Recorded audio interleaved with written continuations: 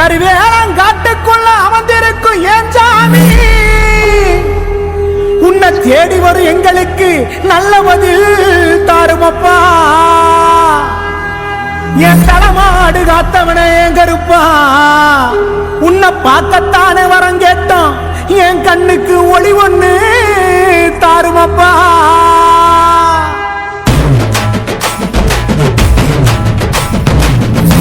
கடந்திக்க வரோம் கருப்பா வழித்துணையா வந்து நெல்லு பொறுப்பா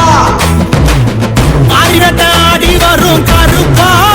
நாங்க பரிகாரம் செய்ய போறோம் சிறப்பா கச்ச இருக்க கட்டி சுருட்டு மனமணக்க வெள்ள குதிரை ஏறி வரா சாண்ட வீசி ஆடி வராண்டா